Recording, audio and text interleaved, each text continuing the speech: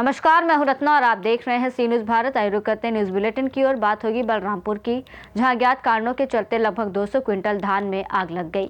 साथ ही बात होगी झालावाड़ की, जहां सैटेलाइट अस्पताल की चिकित्सा व्यवस्था बद से बदतर होती जा रही है। ऐसी तमाम खबरों पर विस्तार से चर्चा करेंगे इस बुलेटिन में। बलरामपुर जिले के शंकरगढ़ थाना क्षेत्र अंतर्गत ग्राम पंचायत कोरंदा से इस समय बड़ी घटना सामने आई है, जहां खलिहान में रखा लगभग 200 क्विंटल धान आग की भेंट चढ़ गया। आग लगने का कारण अभी स्पष्ट नहीं है, लेकिन अचानक लगी इस आग से किसानों में भारी दहशत का माहौल है। सूचना मिलते ही थाना मालिक प्रार्थी शंकरगढ़ थाना पहुंचा और आवेदन देकर पूरे मामले की जानकारी पुलिस को दी। शंकरगढ़ पुलिस के अनुसार घटना की सूचना मिलते ही पुलिस टीम मौके पर पहुंचकर पूरी घटना की जांच और आसपास के लोगों से पूछताछ कर रही है। प्रार्थी ने प्रशासन से गहन जांच कराने और हुए नुकसान के लिए उचित मुआवजे की मांग की है। वहीं ग्रामीण पूछ रहे हैं कि आखिर खलिहान में रखे धान में आग कैसे लगी, क्या ये दुर्घटना थी या किसी की लापरवाही।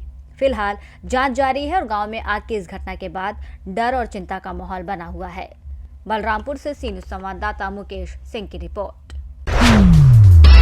आगर में किसानों को खाद का गंभीर संकट झेलना पड़ रहा है। रबी फसलों की बुआई के महत्वपूर्ण समय में किसानों को यूरिया और डीएपी जैसे खादों के लिए लंबी कतारों में खड़ा होना पड़ रहा है और इस संकट के कारण किसानों की बुआई प्रभावित हो रही है और वो परेशान है। एनएसयूआई के राष्ट्रीय महासचिव अंकुश भटनागर ने किसानों के बीच पहुंचकर आगर पुरानी कृषि उपज मंडी स्थित वितरण केंद्र पर पहुंचकर बात की तो भाजपा सरकार के झूठे वादे जमीन पर साफ दिख रहे हैं। खाद वितरण केंद्र पर पहुंचकर यूरिया उपलब्धता की हकीकत देखी। किसान अब भी परेशान, लाइनें लंबी और हालात बदहाल। अन्नदाताओं की पीड़ा को अनदेखा करने वाली सरकार से सवाल पूछना हमारा कर्तव्य है।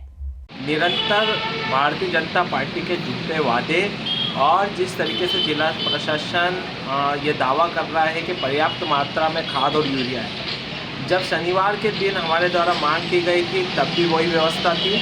आज तो उससे भी ज़्यादा बुरी व्यवस्था हो चुकी है। जब खाद वितरण केंद्र पर किसानों द्वारा मुझे फ़ोन लगाया गया और मैं किसानों के बीच में पहुंचा तो पता चला कि अब 1 बीघा वाले को 1 बोरी और 30 बीघा वाले को भी 2 बोरी दी जा रही है। इस तरह की अनियमितता इस सागर जिले में हो रही है। निरंतर किसान परेशान है।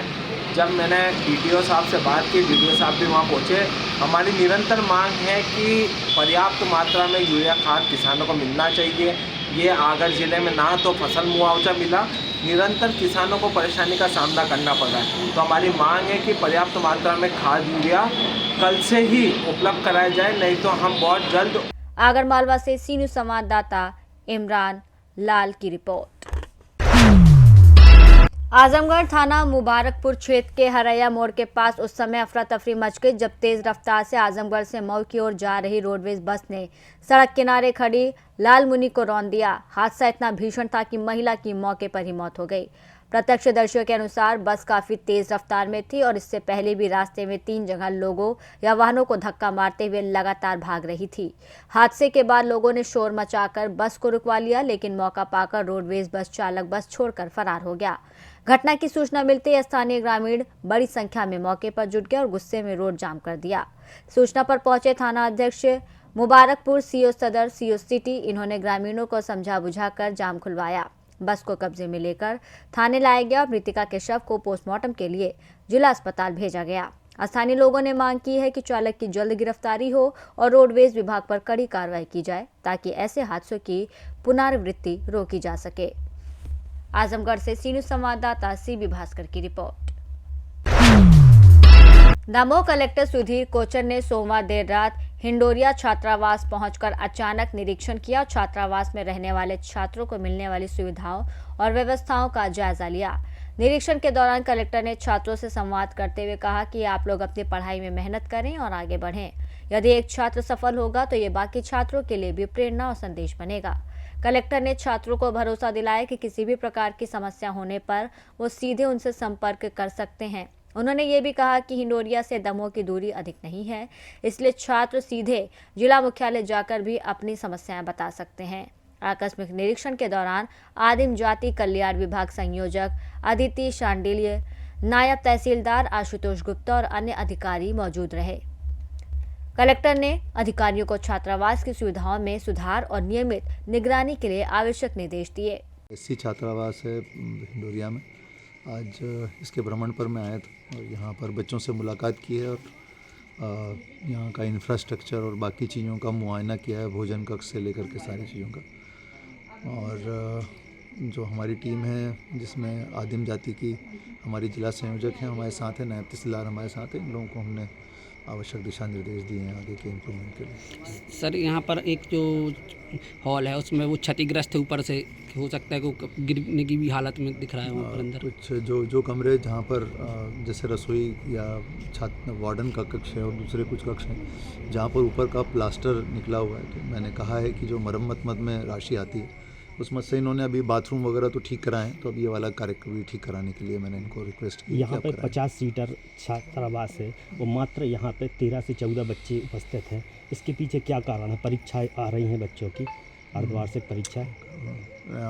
यहाँ 50 सीटर छात्रावास है, सामान्य तौर पर 45 बच्चे यहाँ पंजीकृत रहते हैं और उसके आधे बच्चे अभी अवेलेबल हैं, बाकी बच्चे नहीं हैं। तो मुझे कारण जो बताया गया है वो ये बताया गया है कि सामान्य तौर से बच्चे अपने गांव चले जाते हैं और वो अपनी बाइक से या गाड़ियों से अपने स्कूलों में आते हैं, वो यहाँ ज़्यादा रुकते नहीं, आते भी हैं तो कभी कभार आते हैं।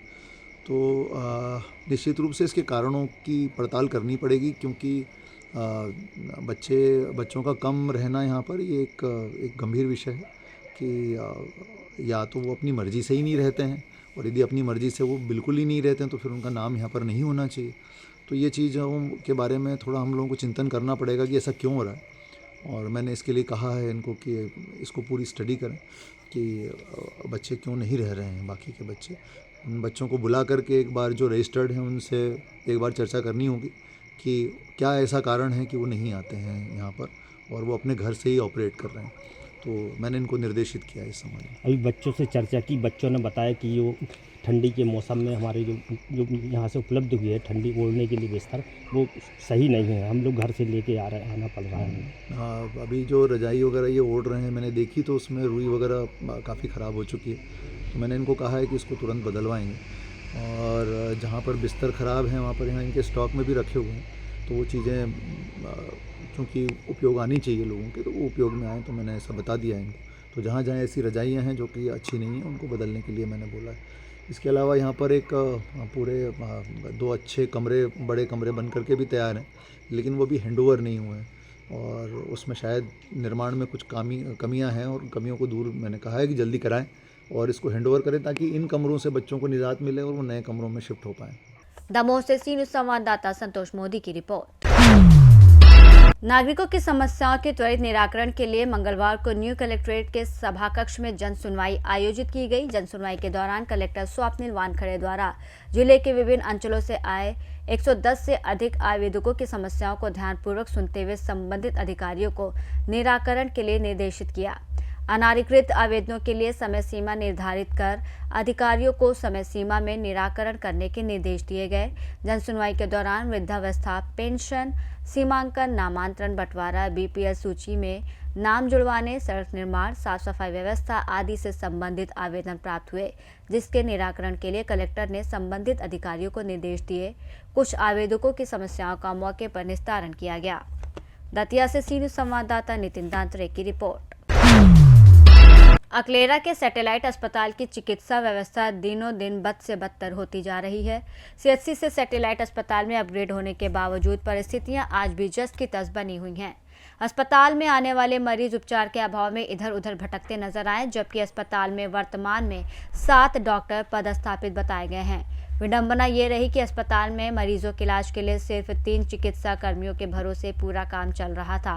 कई चिकित्सक और अस्पताल प्रभारी तक अस्पताल से नदारद मिले। इससे क्षेत्रवासियों में गहरा रोष है और सवाल उठ रहा है कि आखिर ऐसे में स्वास्थ्य सेवाएं कैसे चलेंगी। क्षेत्र के लोगों का कहना है कि लंबे समय से अस्पताल की व्यवस्था लगातार बिगड़ती जा रही है, लेकिन ना तो अस्पताल प्रशासन और ना ही स्वास्थ्य विभाग इस ओर गंभीरता दिखा रहा है। जब इस मामले में चिकित्सा प्रभारी सत्यनारायण मीना से बात की गई तो उन्होंने बताया कि डॉक्टर छुट्टी पर है, लेकिन बड़ा सवाल ये है डॉक्टर छुट्टी पर जाते हैं तो उनकी जगह किसी दूसरे डॉक्टर की तैनाती क्यों नहीं होती। कब तक मरीज बिना इलाज भटकते रहेंगे। कितने समय से आए हुए आप? कितना समय हो गया आपको? आधा घंटा हो गया मेरे को। आधे घंटे से कोई डॉक्टर नहीं है आप? कौन से डॉक्टर के पास आए थे? डॉक्टर खान साहब के पास 10:40 हो रहा है। झालावाड़ से सीनू संवाददाता रमेश की रिपोर्ट। अमौर प्रखंड क्षेत्र का एकमात्र पशु चिकित्सालय इन दिनों अपने हाल पर आंसू बहा रहा है। मंगलवार को स्थानीय लोग अपने बीमार पशुओं के इलाज के लिए अस्पताल पहुंचे तो वहां मुख्य द्वार पर ताला लटका मिला। न डॉक्टर मौजूद थे, न ही कोई सहायक स्टाफ। अस्पताल का वातावरण वीरान और बदहाल था। अस्पताल परिसर में जगह जगह कूड़े कचरे का ढेर, उगी हुई झाड़ियां और टूटी फर्श अस्पताल की दुर्दशा बयां कर रही थी। शौचालय की व्यवस्था भी पूरी तरह ध्वस्त है। ना तो पेयजल की कोई सुविधा है और न ही बैठने की। स्थानीय पशुपालकों का कहना है कि ये अस्पताल कागजों में तो चालू है, लेकिन जमीनी हकीकत कुछ और ही है। स्थानीय लोगों ने बताया कि अस्पताल में कई बीमारियों से ग्रसित मवेशियों को समय पर इलाज और दवाएं नहीं मिल पा रही हैं। स्थानीय पशुपालकों ने बताया कि मंगलवार को 9 बजे लोग अपने मवेशी को लेकर पहुंचे तो अस्पताल बंद मिला, जिसकी शिकायत मुख्य पार्षद प्रतिनिधि शहनवाज आलम से की। वो मौके पर पहुंचे और इसको लेकर मुख्य पार्षद प्रतिनिधि ने जिला पदाधिकारी से कार्रवाई की मांग की। क्या नाम आपका? मेरा नाम मोहम्मद शहनवाज आलम है। मैं मुख्य पार्षद प्रतिनिधि नगर पंचायत अमौर जी। हम जा रहे थे कार्यालय की तरफ, यहाँ से आवाज़ दिया कि आइए नेताजी, यहाँ देखिए अभी 12 बज गया, हॉस्पिटल बंद है। अच्छा। इससे पहले भी हम लोग भी आए हैं। ये यहाँ का चिकित्सा पदाधिकारी का मन मर्जी बहुत है। यहाँ लोगों से पैसा उगाया किया जाता है। पर्ची के नाम पे 20 रुपया, इंजेक्शन के नाम से 100 रुपया। तो गरीब आदमी है। आज सुबह 8 बजे से 12 बजे तक यही है। अभी मक्का का सीज़न है। बताइए, ये सीज़न रहने के बाद 8 बजे से 12 बजे तक हॉस्पिटल में ही रहेंगे और हॉस्पिटल बंद रहेंगे तो क्या करेंगे वो गरीब आदमी।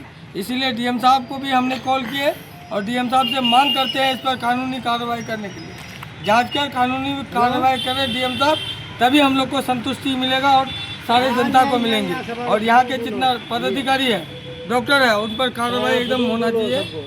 वो अपने स्तर से जांच करके किया जाए। हमने तो उनको भी दे दिए हैं व्हाट्सएप के माध्यम से, डीएम साहब को दिए हैं। अभी हमसे बात हुई कि आप हमको भेजिए व्हाट्सएप, हम कर दिए हैं। अब वो हम लोग तो मांग कर रहे हैं जांच करने का, यही है। क्या नाम आपका? मोहम्मद सुलेमान। अच्छा, क्या परेशानी है? परेशानी तो गोरू का बच्चा बैठ गया, उठ भी नहीं करता है जी। उसका इलाज कराना था तो देखते हैं कि आज 12 बजे तक हॉस्पिटल बंद है। 12 बजे तक बंद था? हाँ, अच्छा, अभी खुला है? अभी खुला है। डॉक्टर साहब आए हैं? डॉक्टर साहब कहाँ आए? नहीं है। अच्छा, क्या समस्या है? क्या समस्या? बकरी लेके कल कुत्ता काटा था, ठीक है, जी। कल लेके आए ना, मेरा पर्ची कटाए तो बोलने लगा 20 रुपया लाओ। अच्छा। तो हम बोले 20 रुपया कौन चीज़ का लीजिएगा? तो वो बोलने लगा कि पर्ची। तो हम बोले नहीं, सरकारी है तो सरकारी का नियम से आप इलाज कीजिएगा ना। तो वो बोलने लगा ठीक है, मेरा सुई 2 ही ठो अलाउड है, 1 सिया नहीं है, तो 1 सिया प्राइवेट से खरीद के देना पड़ेगा। तो हम बोले कि 1 सिया का है प्राइवेट में, तो वही सिया फिर हम पैसा लेके दिए ना इसको ला करके, तो वही सिया फिर दिया अपने रूम से निकाल कर। अच्छा, आज क्या बजे आए हैं आप? आज 10 बजे आए हैं, 11 बजे 12 बजे। तो क्या बंद था? हाँ बंद था, अभी खुला है, अभी जस्ट। आपका? नूरुल इस्लाम। कहाँ घर हुआ? कोलाटोली। अच्छा, क्या बजे आए आप यहाँ? हम आए 9:30 बजे। क्या गोरू बीमार है, हमरा भी दवाई के लिए आए थे यहाँ। डॉक्टर का भेंट भाट नहीं हुआ तब प्रधान जी आए, तब मतलब अभी 12:30 बजे खोले इसका। तो डॉक्टर आया है अभी? अभी नहीं आया डॉक्टर ने। पूर्णिया से सीनू संवाददाता शाह अनवर की रिपोर्ट। सिवनी मालवा के जनपद सभागार में मंगलवार सुबह 11 बजे जन सुनवाई का आयोजन किया गया। आयोजित जन सुनवाई में सिवनी मालवा नगर सहित ग्रामीण क्षेत्रों से आए लोगों द्वारा अपनी शिकायतों से संबंधित आवेदन तहसीलदार नितिन झोर को सौंपे। मंगलवार को आयोजित जन सुनवाई में कुल 11 आवेदन प्राप्त हुए, जिनमें राजस्व विभाग के 7, जनपद के 2, नगरपालिका विभाग के 1 और 1 आवेदन पुलिस विभाग से संबंधित है। तहसीलदार नितिन झोर ने सभी आवेदनों का संबंधित विभाग के अधिकारियों को जल्द निराकरण करने के निर्देश दिए गए हैं। सिवनी मालवा के ग्राम भांगिया के निवासी जितेंद्र दिवंशी ने जन सुनवाई में शिकायती आवेदन सौंपा। वहीं ग्राम नंदरवाड़ा के उप सरपंच ताहिर शाह ने भी एक शिकायती आवेदन सौंपा। जितेंद्र यदुवंशी। आप किस चीज़ की शिकायत करने आए? सर, हम ये सचिव ने हमारे मोबाइल का से उनके मोबाइल में सिम लगाकर OTP बुलवाकर शिकायत बंद कर दी। उसके संबंध में हम आए थे जन सुनवाई में। क्या मिला फिर आपको? कुछ नहीं मिला। उन्होंने कहा 7 दिन बाद आना। अभी हमने जो शिकायत दी उसके लिए, और हमने जो सचिव की शिकायत की थी तो वो हम 2 मंगलवार पहले आए थे, तो उन्होंने अभी तक कोई कार्रवाई नहीं की है। अभी भी वो बोल रहे हैं कि 7 दिन बाद आना, 15 दिन बाद आना। तो हमने उनसे बोला कि आप निश्चित समय बता दो ताकि हम हमारे पैसे ख़राब ना करें, क्योंकि हम मजदूर व्यक्ति हैं सर। हम भी बनियारी करके पेट्रोल डला के और फोटो कॉपी करा के आते हैं। तो सीओ मैडम से मिले थे, क्या बोला सीओ मैडम ने? सर हमने जो सचिव ने शिकायत उठाई थी ज़बरदस्ती, उसके संबंध में सबसे पहले तो हम जन सुनवाई में आए, वहाँ पे कुछ नहीं हुआ। तो जो यहाँ पे काम करते हैं उन व्यक्ति ने बताया कि आप संजय तिवारी जी से मिलिए। तो हमने उनसे मिला तो उन्होंने कहा कि तुम होते कौन हो, तुम क्या ग्राम पंचायत को पैसा देते हो, तुम्हारे गांव के तुम्हारे रिश्तेदार लगते हैं क्या, खाने को देते हैं क्या।